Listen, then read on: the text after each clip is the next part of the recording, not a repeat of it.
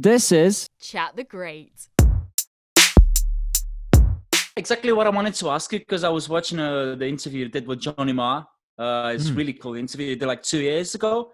And I wanted to know, how is it for you to interview one of your heroes, basically?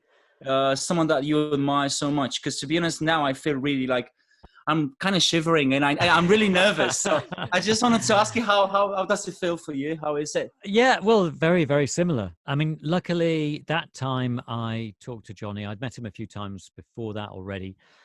So, I'd got over my initial nerves, and also having done this for a long time, I am always nervous, but I'm also excited. And so my nerves don't necessarily get the better of me. Whereas I can definitely remember interviewing somebody like Edwyn Collins for the first time before I had loads of experience. I had some experience at that point, but and kind of being overawed really, because I wanted to talk to him about everything he'd ever done, and there's only so much time, and that's one of the things you learn as you go through the process of doing interviewing, that each interview is different, each one has a particular angle or purpose, and approach it from that point of view. No, you can't do the biog of somebody's life story every single time, as much as you'd like to.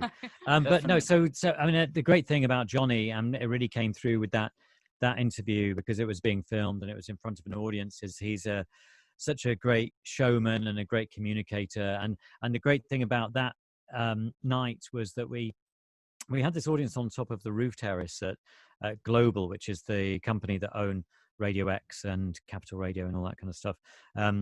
And so we walked out, and Johnny had his guitar, and the first thing he did was play the riff to This Charming Man.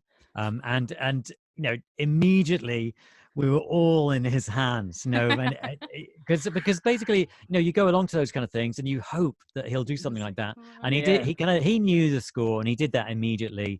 And he's great. I mean, he's such a lovely man, and he's really interesting because he's somebody who really chooses his words very carefully, and chooses not to comment on things, and chooses when to comment on things.